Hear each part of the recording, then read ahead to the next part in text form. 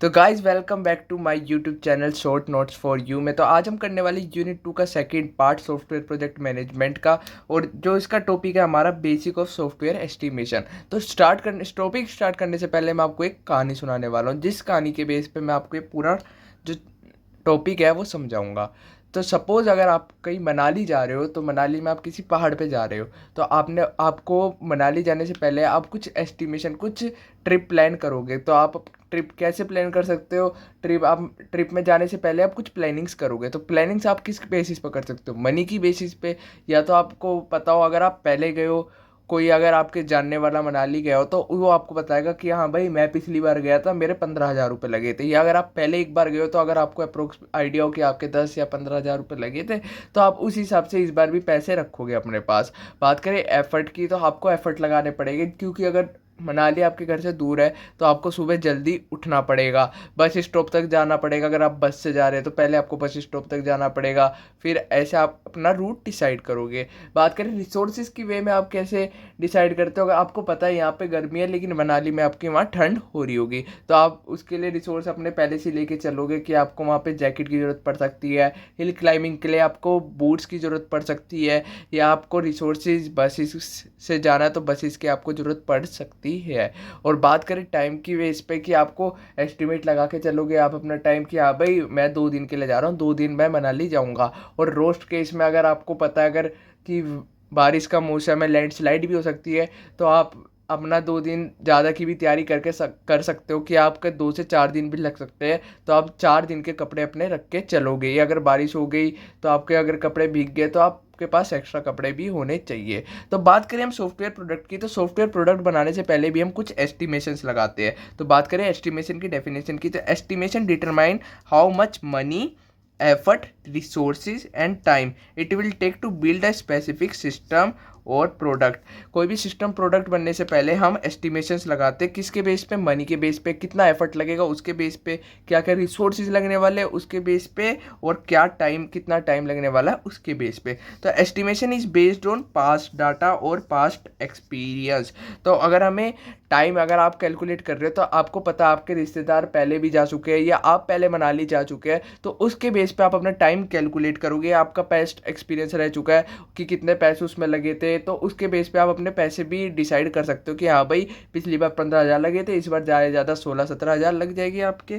तो available document knowledge, या तो अगर आप कभी गए नहीं, आपको कोई रिश्तेदार नहीं गया, तो आप यूट्यूब पे वीडियो देख सकते हैं, वो बता देंगे कि अगर कोई गया तो कोई कितने टाइम में गया। तो आपके पास डॉक्यूमेंट नॉलेज होगी, उस हिसाब से आप लगा सकते हो हाँ भाई यूट्यूब में उन्होंने बताया कि इतना इतना पैसा लग सकता है, तो हाँ उस हिसाब से हम जा सकते हैं। बात करें एजम्पशंस के बेस पे, आज एज्यूम कर सकते हो हाँ मैं मनाली जा रहा हूँ, मैं यहाँ से बस से जाऊँगा, बस में इतना पैसा लगेगा, वहाँ पर होटल का रेंट इतना हो सकता है, इतने में दिन रहूँगा। तो आप अपने आप से एजम्पशन लगा के भी आप एज्यूम कर सकते हो कि आपका कितना पैसा, एफर्ट, रिसोर्सेज क्या लगने वाला है।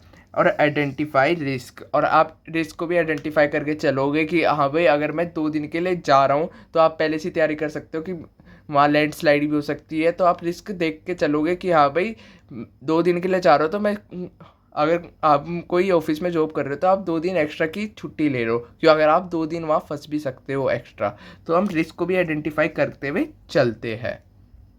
अब बात करें हम सॉफ्टवेयर में कैसे एस्टिमेशंस लगाते हैं। The 4 basic steps in software project estimations are: first, estimate the size of development process. जो भी हम बनाने वाले सॉफ्टवेयर प्रोडक्ट, उसका क्या साइज हो सकता है, उसमें कितनी लाइन ऑफ कोड हो सकती है, वो हम एस्टिमेट करते हैं। Second, estimate the effort in person month और पर्सन हार। ये आपकी एक तरीके से यूनिट भी होती है कोकोमो मॉडल की, जो भी हम पढ़ने वाले हैं। तो मैं आपको इसमें लोगों को बहुत कन्फ्यूज़न होती है पर्सन मंथ होता क्या है। तो चलो आपको एक एग्जांपल देकर मैं समझाता हूँ। अगर आपके 4 पर्सन मंथ है, 4 पर्सन आपके मंथ है, तो इसका मतलब है कि 4 अगर पर्सन काम करते हैं तो वो 4 पर्सन उस काम को 1 महीने में कंप्लीट कर सकते हैं। और अगर उसमें से कोई 2 पर्सन काम करते हैं, तो 2 पर्सन मिलके आपको, जो 4 पर्सन मिलके काम 1 महीने में कर रहे हैं, तो 2 पर्सन काम आपके कितने महीने में करेंगे? 2 महीने में। और अगर आपका 1 पर्सन है, वो 1 पर्सन आपका कितने महीने में काम करेगा? 4 महीने में। तो ये इस टाइप का होता है। और बात करें थर्ड पॉइंट की, तो estimate the schedule in calendar month. क्या आप एस्टिमेट लगाते हो कि आपको कितने मंथ या कितने ईयर्स लग सकते हैं उस प्रोजेक्ट को या उस सॉफ्टवेयर को डेवलप करने में। और फोर्थ हम किस वे में एस्टिमेट करते हैं, estimate the project cost in agreed currency. जो भी करेंसी है, डॉलर हुआ, रुपीज़ हुआ, वो हम उसकी कॉस्ट एस्टिमेट करते हैं। इसकी भी काफ़ी सारी टेक्निक आने वाली है, पर हम उसकी कॉस्ट भी एस्टिमेट करते हैं कि हमारा जो प्रोजेक्ट है इसमें टोटल ओवरऑल कॉस्ट 1 लाख आ जाएगी या $1 लाख आ जाएगी, जो भी हमारी एग्रीड करेंसी है उसके बेस पे। तो नेक्स्ट टॉपिक है हमारा एस्टिमेशन इशू। एस्टिमेशन इशू में हमारा पहले आता है uncertain grey area. Many of the time हमारे जो क्लाइंट होता है उसे भी नहीं पता कि उसकी फुल्ली रिक्वायरमेंट कितनी है। तो अगर उसे ही नहीं पता उसकी रिक्वायरमेंट कितनी है सही से, तो उसमें हमारी डिफ़िकल्ट हो जाती है कि हम उसमें एफर्ट और टाइम का एस्टिमेट कर पाए। सेकंड आता है हमारा नोट स्प्लिटिंग बिगर टास्क। कई बार जो अगर हमें रिक्वायरमेंट भी पता है, तो अगर जो हमारे डेवलपर्स होते हैं वो सिर्फ बिगर टास्क का ही हमारा जो एस्टिमेशन कर लेते हैं, लेकिन उन बिगर टास्क को वो स्प्लिट नहीं करते, जो कि हमारा जो एस्टिमेशन में बाधाएं डालते हैं। क्योंकि बिगर टास्क का अगर वो एस्टिमेशन निकालते हैं, अगर बिगर टास्क को हम स्प्लिट करें तो उसमें भी सब टास्क होते हैं जिनका एस्टिमेशन टाइम या एफर्ट ज़्यादा हो सकता है। तो इसमें भी एक हमारा one of the major issue है नॉट स्प्लिटिंग बिगर टास्क।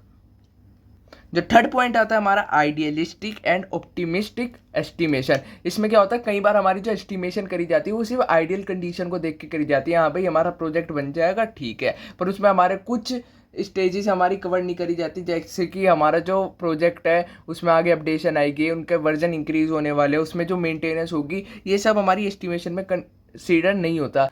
इसलिए हमारी जो एस्टिमेशन है वो सही नहीं हो पाती। एंड लास्ट है हमारा एस्टिमेशन पर्सन। एस्टिमेशन पर्सन में क्या होता है कि जो हमारा जो एस्टिमेशन है हमेशा डेवलपर और डेवलपर के साथ असिस्टेंट को मिलकर करनी चाहिए, पर कई बार ऐसा होता है कि डेवलपर और असिस्टेंट एस्टिमेशन करता नहीं, इसलिए हमारी जो एस्टिमेशन में मिसमैच आने की ज़्यादा संभावनाएं हो जाती है। तो नेक्स्ट पार्ट आ जाता है हमारा effort and cost estimation technique. मैंने आपको 4 टेक्निक बताई थी, 4 बेसिक चीज़ें बताई थी जिसके बेस पे हम एस्टिमेशन करते हैं, effort, cost, time and resource. उसमें से एफर्ट और कॉस्ट की कौन सी एस्टिमेशन टेक्निक है, चलो उनके बारे में पढ़ते हैं।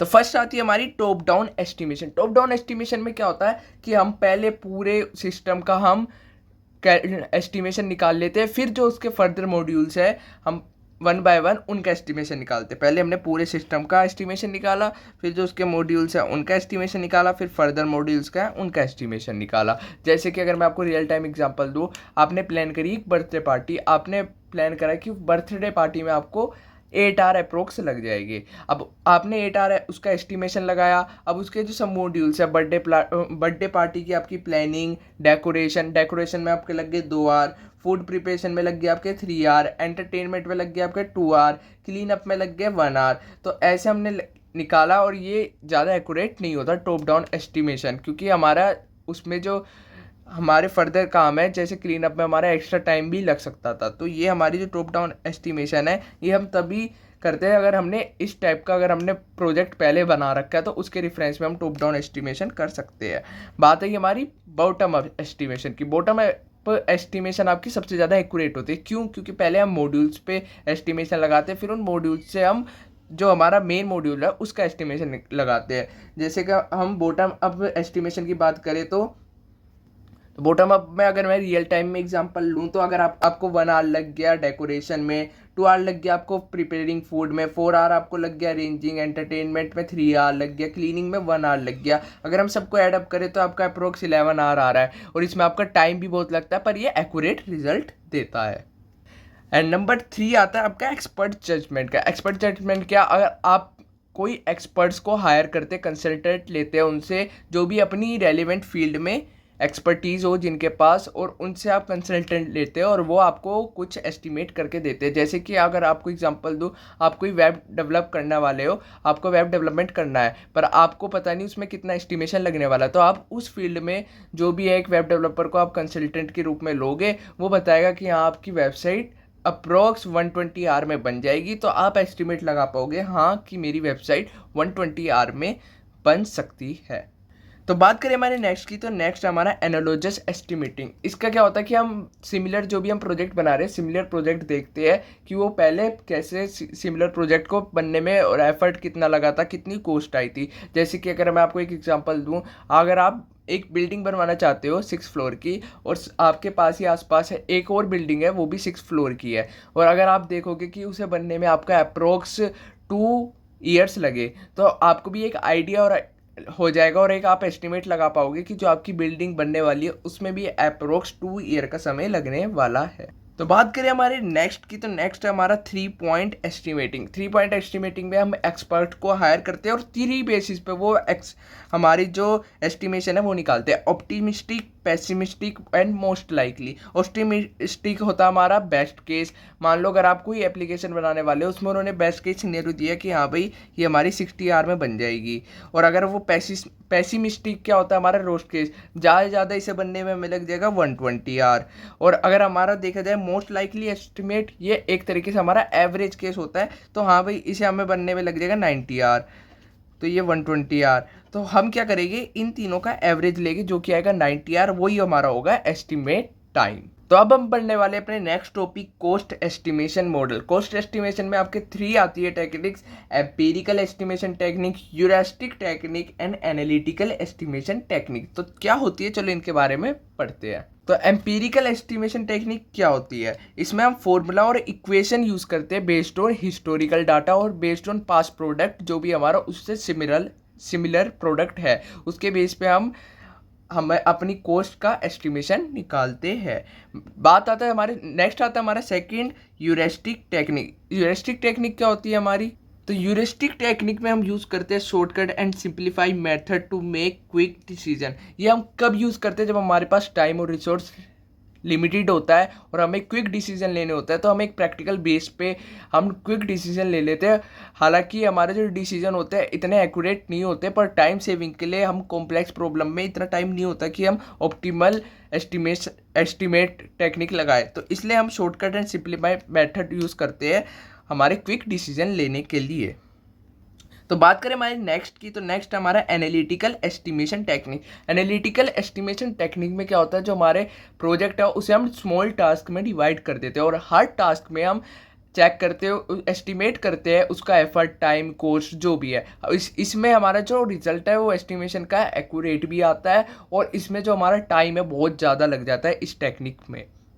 तो मैंने गाइज आपको इनके बारे में बता तो दिया है, लेकिन आप एक बार इन्हें अपने नोट्स से प्रीफर जरूर करना है। मैंने आपको थ्योरी बता दी, लेकिन मैंने इनकी डेफिनेशन नहीं लिखी क्योंकि नोट्स काफ़ी लंबे हो जाते, तो मैंने आपको इनके बारे में एक्सप्लेन कर दिया। अगर आप एक बार अपने कॉलेज के नोट्स से गो थ्रू हो जाओगे तो आपको ईजिली ये सारी डेफिनेशन समझ आ जाएगी, और आपको थोड़ा कंटेंट पता चल जाएगा कि आपको एग्जाम में क्या लिख के आना है। तो आपने कॉस्ट एस्टिमेशन मॉडल और कॉस्ट एस्टिमेशन टेक्निक तो पढ़ ली, पर आपको थोड़ा बहुत कन्फ्यूज़न भी हो रहा होगा कि इन दोनों में डिफरेंस क्या है, क्योंकि सिमिलैरिटीज़ काफ़ी सारी ये सिमिलर दिखते हैं। तो इनमें आपको मैं डिफरेंस बता देता हूँ। Cost estimation model are the mathematical model और equation use to estimate project cost. इसका मेन ये है, मैथमेटिकल मॉडल और इक्वेशन। अगर मैं आपको इसका एग्जाम्पल दूँ, तो अगर आप सर्कल का एरिया निकालने वाले हो, तो अगर आपको सर्कल का एरिया निकालना है तो आप उसके लिए पर्टिकुलर फॉर्मूला यूज़ करोगे। आपको उसका रेडियस पता होना चाहिए, और उसके लिए आप फॉर्मूला यूज़ करके उसका एरिया निकालोगे। While in cost estimation technique are the practical approach or method employed to derive these cost estimate। while अगर आप ये वाली उसमें अप्रोच यूज़ करोगे तो आप अंदाजे से बताओगे उसका एरिया क्या है, लेकिन इसमें आप प्रॉपर मैथमेटिकल मॉडल और इक्वेशंस यूज़ करोगे उसका एरिया निकालने के लिए। ये तो मैंने आपको एक रियल टाइम एग्जाम्पल के साथ जोड़ के बताया। तो बात करें हमारा नेक्स्ट, कॉस्मिक फंक्शन पॉइंट्स। ये भी एक one of the important topic है, तो चलो इसे पढ़ते हैं। तो कॉस्मिक फंक्शंस क्या होता है, क्यों यूज होता है, एक तरीके सॉफ्टवेयर मैट्रिक, ये सॉफ्टवेयर मैट्रिक्स है use to measure the size and complexity of the software system. तो इसका मेन फंक्शन ये होता है कि ये सॉफ्टवेयर की कॉम्प्लेक्सिटी और साइज कैलकुलेट करता है। तो बात करें इसकी नेक्स्ट डेफिनेशन की, जो कि इंपॉर्टेंट ये है, it quantify the functionality of the system rather than focusing on line of code और टेक्निकल डिटेल। ये हमारी कॉम्प्लेक्सिटी किसके बेस पे कैलकुलेट करता है, ये लाइन ऑफ कोड, कितनी लाइन का कोड है, हमें उससे कोई को फ़र्क नहीं पड़ता कि कितनी लाइन का कोड है, ये उसकी फंक्शनैलिटी देखता है। जितनी ज़्यादा उसकी फंक्शनैलिटी होगी, जितनी ज़्यादा उसकी हैवी फंक्शनैलिटी होगी, जो भी फंक्शनैलिटी उसकी है कॉम्प्लेक्स टास्क परफॉर्म कर रही है, उस बेस पे ये उसकी कॉम्प्लेक्सिटी सेट करता है। जैसे कि आपके 3-4 फंक्शन है, उसमें एक ज़्यादा फंक्शन है, एक फंक्शन ज़्यादा कॉम्प्लेक्स है, थोड़ा एक दूसरा फंक्शन थोड़ा कम कॉम्प्लेक्स काम कर रहा है, तीसरे में ज़्यादा डाटा का इनकमिंग डाटा का आउटगोइंग हो रहा है, तो उस बेस पे ये हमारी कॉम्प्लेक्सिटी डिफाइन करता है। तो बात करें कैसे करता है, features and functionality of software assign weight based on their complexity and impact. 3-4 आपकी फंक्शनैलिटीज़ है, ये उनकी कॉम्प्लेक्सिटी के बेस पर उन्हें वेट असाइन कर देता है। मान लो जिसमें ज़्यादा कॉम्प्लेक्सिटी है उसमें इसने वेट असाइन कर दिया 2, मान लो उसमें वेट असाइन कर दिया इसने 6, लेस कॉम्प्लेक्सिटी वाले में 2, उससे लेस कॉम्प्लेक्सिटी वाले में 2। अब ये तीनों का जो इसने वेट असाइन करा है, फिर ये इन तीनों का सम लेके एवरेज निकालेगा, तो इसका एवरेज आएगा आपका 3 पॉइंट समथिंग, तो वो आएगी इसकी कॉम्प्लेक्सिटी। तो यही है total cosmic function points are calculating by summing up the weighted value. ये जो हमने वेटेड वैल्यू का सम करा है, सॉरी एवरेज नहीं निकालेगा, इसका सम करके जो भी हमारी वैल्यू आएगी वो उस वैल्यू से ही कॉम्प्लेक्सिटी डिटरमाइन करेगा। तो cosmic function point help estimate the effort and resource required for the software development. ये हेल्प करता है कि हम उसमें एस्टिमेट लगा सकते हैं कि हमें जितना ज़्यादा कॉम्प्लेक्स होगा तो उसमें हम कितना एफर्ट लगा सकते हैं और कितने रिसोर्सेज हमारे रिक्वायर्ड होंगे उस कॉम्प्लेक्स जो भी हमारा फंक्शन हो उसमें सॉफ्टवेयर डेवलपमेंट के लिए। तो बात करें इसके लास्ट पॉइंट की, it provide a standardise measure for comparing and estimating the size and complexity of different software system. एक स्टैंडर्डाइज्ड मेजर ये प्रोवाइड करता है कॉम्प्लेक्सिटी फाइंड करने के लिए और एस्टिमेट करने के लिए। तो बात करें हमारे next important topic Kokomo model. Kokomo model हमारा ह्यूरिस्टिक मॉडल के अंदर आते हैं। तो कोकोमो मॉडल का इस हमारे सिलेबस में तो वर्जन 2 दे रखा है, लेकिन इसका डिफरेंस आ जाता है कोकोमो मॉडल 1 में या कोकोमो मॉडल 2 में। डिफरेंस क्या है, मैंने हालांकि यहाँ पॉइंट कम लिख रखे हैं, आपको मैं एक्सप्लेन पूरा करूँगा और मैं आपको रिकमेंड करूँगा कि आप अपने कॉलेज के नोट से पॉइंट्स देख लेना और आपको ईजिली समझ आ जाएगी, क्योंकि मैं अभी आपको एक्सप्लेन करने वाला हूँ। तो अगर आपको मैं कोकोमो मॉडल 1 और कोकोमो मॉडल 2 में ईजिली डिफरेंस बताऊँ तो क्या होता है, कोकोमो मॉडल हमारा जो एस्टिमेट करता है एफर्ट या cost based on size line of code. ये सिर्फ हमारा जो एस्टिमेट करता है लाइन्स ऑफ कोड, कितनी लाइन्स ऑफ कोड हमारे प्रोग्राम में उस बेस पे ये एस्टिमेट करता है कि हाँ इसका साइज़ कितना होने वाला है, इसमें इतनी सारी 1000 लाइन है तो इसकी कॉस्ट इतनी आएगी। और बात करें कि ये कोकोमो मॉडल 2 हमारा क्या करता है, ये लाइंस ऑफ कोड के साथ साथ हमारा टीम कैपेबिलिटी कितनी है, कितना रिस्क आने वाला है, कितनी उसमें कॉम्प्लेक्सिटी है, ये हर चीज़ को कैलकुलेट करके उसका एस्टिमेट निकालता है। तो बात करें इसकी, ये सिर्फ लाइंस ऑफ कोड में हमारा एस्टिमेट निकालता है तो थोड़ा एक्यूरेट ही कम होता है, पर ये हमारा हर चीज़ें देखता है कि कॉम्प्लेक्सिटी कितनी है, बाकी वगैरह हर चीज़ें देखता है, इसलिए एक्यूरेट ज़्यादा होता है। चलो मैं आपको इसका एग्जांपल देता हूँ, अगर अभी आपको समझ नहीं आया। हमारे पास 2 कोड है, दोनों कोड में हमारी 10,000 लाइन है। एक कोड है ए, एक कोड है हमारा बी, दोनों में हमारी 10 के लाइन्स हैं। तो अब बात करें ये अगर एस्टिमेशन निकालेगा तो ये सिर्फ लाइंस ऑफ कोड के बेस पे निकालेगा, ये देखेगा नहीं कि भाई 10 के लाइंस जो इसमें है ये कॉम्प्लेक्स वर्क ज़्यादा कर रही है, ये 10 के लाइन इसमें है तो पर ये अननेसेसरी की लाइन है और ये काम थोड़ा कम कर रही है। पर ये एस्टिमेशन जो एफर्ट कॉस्ट बाकी जो भी एस्टिमेट करेगा इस दोनों के लिए बराबर करेगा। बात आई कोकोमो मॉडल 2 की, ये भी एस्टिमेट करेगा पर ये लाइन्स के बेस में नहीं करेगा, ये उसमें चेक करेगा हाँ इसमें कॉम्प्लेक्सिटी भी ज़्यादा है, इसमें टीम मेम्बर्स ज़्यादा लग रहे हैं, इसमें हमारा जो भी हमारी एक्स्ट्रा कैपेबिलिटीज़ है वो ज़्यादा लग रही है, तो उस बेस पे ये एस्टिमेट करेगा कि इसमें टाइम ज़्यादा आएगा, इसमें एफर्ट ज़्यादा आएगा, इसमें कॉस्ट ज़्यादा आएगा, और वाइल इसमें कॉस्ट कम आएगी, इसमें आपका एफर्ट थोड़ा कम लगेगा। उस बेस पे आपका कोकोमो मॉडल 2 डिसाइड करेगा, इसलिए ज़्यादा एक्यूरेट होता है, इसलिए कम एक्यूरेट होता है। तो इसमें हम बात करें लिमिटेड कस्टमाइजेशन और इसमें हम फ्लेक्सिबिलिटी एंड कस्टमाइजेशन। अब कस्टमाइजेशन कैसे, इसमें सिर्फ अगर हमारे पास सिर्फ एक्यूरेट प्रोडक्ट के लिए हमें और बहुत सारी चीज़ें चाहिए होती है, अगर हमारे पास सिर्फ लाइंस ऑफ कोड है तो हम उसमें अगर हमारे पास एक प्रोग्राम है, सिर्फ हम उसमें लाइन्स ऑफ कोड के बेसिस में प्रिडिक्ट कर सकते हैं, हमारे पास और कोई चीज़ ही नहीं है कि जिससे बेस पे हम उसमें और कुछ डिटेक्ट कर पाए। लेकिन इसमें हम फ्लेक्सिबिलिटी एंड कस्टमाइजेशन, मान लो हमारे पास कॉम्प्लेक्सिटी के बारे में कुछ नॉलेज नहीं है, हमारे पास किसी चीज़ के बारे में नॉलेज नहीं है,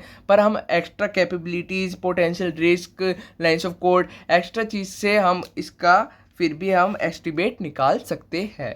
तो ये डिफरेंस था आपका कोकोमो मॉडल 1 में, कोकोमो मॉडल 2 में। बाकी आपको बहुत कॉलेज के नोट्स से आपको इंटरनेट पे इनके डिफरेंसेस काफ़ी सारे मिल जाएंगे। समझ तो लिया आपने, डिफरेंसेस भी आपको समझ आ जाएंगे, वो आप यहाँ पे लिख लेना। नेक्स्ट लास्ट हमारा टॉपिक आता है पैरामीट्रिक प्रोडक्टिव मॉडल। ये भी बिल्कुल इंपॉर्टेंट टॉपिक नहीं है, पर मैंने सिलेबस पूरा कवर करा है तो इसको भी आपको मैं समझा देता हूँ। तो एक मैथमेटिकल मॉडल होता है जो एस्टिमेट करता है how different factor affect the efficiency of the software development. ये एक मैथमेटिकल मॉडल होता है और ये एक तरीके से एस्टिमेट करता है कि कौन कौन से अलग अलग फैक्टर है जो कि हमारी एफिशिएंसी, जो भी सॉफ्टवेयर की एफिशिएंसी है उन्हें अफेक्ट कर रहे हैं। जैसे कि अननेसेसरी के हमने कोड लिख दिया, अननेसेसरी की फंक्शनैलिटी लिख दिया, अननेसेसरी का कुछ भी हमने कर रखा है, वो कौन कौन से फैक्टर है जो हमारी एफिशिएंसी ऑफ सॉफ्टवेयर डेवलपमेंट को अफेक्ट कर रहा है। It consider variable like team experience, project complexity and tools to predict the productivity level. जितना ज़्यादा हमारी टीम को एक्सपीरियंस होगा उतना ज़्यादा जो हमारा सॉफ्टवेयर की एफिशिएंसी है बहुत बढ़िया होगी, उतना ज़्यादा वो एफिशिएंट कोड लिखेंगे उतनी ज़्यादा एफिशिएंसी हमारी टीम की अच्छी होगी। प्रोजेक्ट की कॉम्प्लेक्सिटी उतनी ज़्यादा बढ़िया करेगी जितने ज़्यादा हमारे टीम मेंबर्स हो गए, उतनी ज़्यादा कम कॉम्प्लेक्स हमारा प्रोजेक्ट बनाएगी और उतना ज़्यादा एफिशिएंट प्रोजेक्ट बनाएंगे। और ऐसा कई बार ऐसे भी होता है जितना ज़्यादा कॉम्प्लेक्स प्रोजेक्ट होता है उतना ज़्यादा एफिशिएंट होता है, क्योंकि कॉम्प्लेक्स प्रोडक्ट जो भी हमारा होता है उसमें हाई लेवल कोड्स अच्छे से, मतलब कोड्स भी बहुत हार्ड यूज़ होते हैं, जिससे हमारा कोड का साइज़ भी कम हो जाता है और एफिशिएंट हमारा जो प्रोडक्ट है वो बनता है। और टूल्स कौन कौन से हम यूज़ कर रहे हैं, ऐसे कौन कौन से टूल्स यूज़ कर रहे हैं जो कि हमारे एफिशिएंसी को बढ़ा रहे हैं and predict the productivity level. तो आज के लिए इतने ही, हमारी यूनिट 2 पूरी कंप्लीट हो चुकी है सॉफ्टवेयर प्रोजेक्ट मैनेजमेंट की। नोट्स आपको इनके टेलीग्राम चैनल पे मिल जाएगी कि आप मेरे को मेल कर सकते हो। मैंने आपको पहले ही बताया मेल मत करना मुझे, क्योंकि मैंने आपको पहले ही बताया मेल अगर आप करोगे तो मैं आपको डिफ़िकल्ट हो जाएगा कि मैं सबको सारे चैप्टर के या सारी यूनिट के या सारे सब्जेक्ट के नोट्स प्रोवाइड कर पाऊँ। पर टेलीग्राम पे आपको मैं सारे जो नोट्स है वो स्ट्रक्चर्ड वाइज मिल जाएंगे। तो प्रीफर करना कि टेलीग्राम चैनल पे आप जाके नोट्स ले लो। और अगर आपको टेलीग्राम चैनल का नेम वैसे आ जाएगा, शॉर्ट नोट्स फॉर यू, और आपको डिस्क्रिप्शन में भी लिंक मिल जाएगा। और गाइज मैं वैसे कहता नहीं, पर इस वीडियो को लाइक और सब्सक्राइब जरूर करना। Thank you, bye.